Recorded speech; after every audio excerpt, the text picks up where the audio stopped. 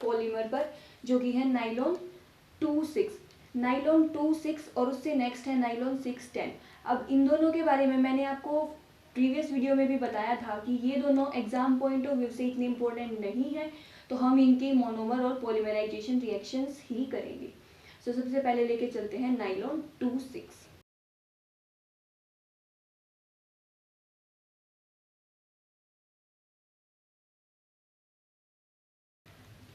Okay students, तो अब हमारे पास आता है नाइलॉन 2,6।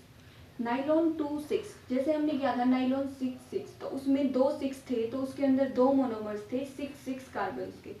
तो सेम यहीं पे होगा, हमारे पास है नाइलॉन 2,6 मीन्स एक मोनोमर होगा जिसके अंदर 2 कार्बन होंगे और दूसरा मोनोमर होगा जिसके अंदर 6 कार्बन होंगे। सो लेके चलते हैं नाइलॉन 2,6। नाइलॉन 2,6, अब इस देखते हैं इसके मोनोमर्स। मोनोमर्स में अगर मैं देखूँ तो पहला मोनोमर मैंने लिख रखा है ग्लाइसिन और 2 amino ethanoic acid. 2 amino ethanoic acid का स्ट्रक्चर भी मैंने नीचे बना रखा है। आप देख सकते हैं कि इसके अंदर कार्बन 2 हैं, तो इसका नाम यहाँ से क्या हो गया 2 अमीनो इथेनोइक एसिड। और यहाँ से हमें हिंट भी मिल गई नाइलॉन 2,6 के नेम से ही कि इसका एक मोनोमर होगा जिसके अंदर नंबर ऑफ कार्बन एटम्स 2 होंगे। सेकेंड हमारे पास आता है amino caproic acid. Caproic word generally हम 6 कार्बन एटम्स के लिए यूज करते हैं, तो यहाँ पे क्या हो गया इसका name 6 amino hexanoic acid.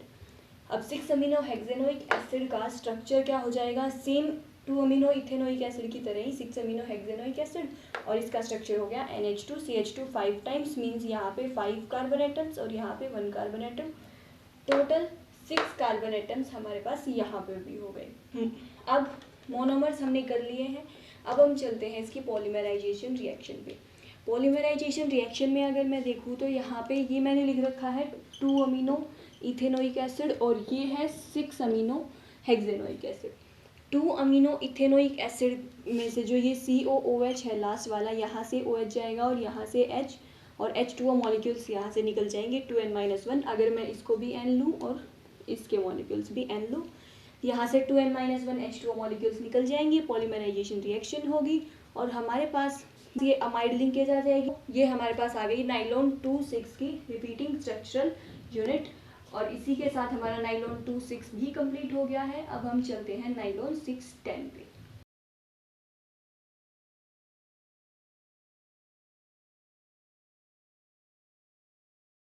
Okay students, तो अब हमारे पास आता है नाइलॉन 610।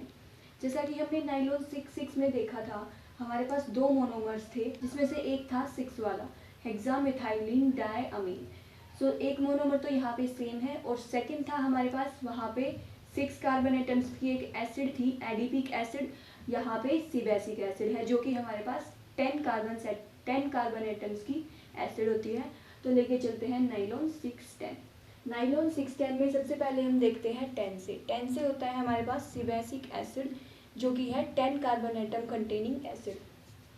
सेकंड हमारे पास आता है हेक्सामिथाइलिन डायअमीन, जो हम पहले भी पढ़ चुके हैं नाइलॉन 6 में, तो ये हमारे पास हो गया डाइअमीन एंड हेक्सामिथाइलिन। फिर हमारे पास आती है इसकी पॉलीमराइजेशन रिएक्शन। पॉलीमराइजेशन रिएक्शन में अगर मैं देखूँ तो नाइलॉन 6 की तरह ही यहाँ पे भी 2n-1 वाटर मॉलिक्यूल्स का लॉस होना चाहिए। वो कैसे होगा, COOH से OH लेंगे और NH2 से H लेंगे, यहाँ से वाटर मॉलिक्यूल्स का लॉस होगा और रिजल्ट अमाइड लिंकेज आ जाएगी, और उस अमाइड लिंकेज की वजह से हमने इस पॉलीमर को पॉलीअमाइड कैटेगरी में रखा है।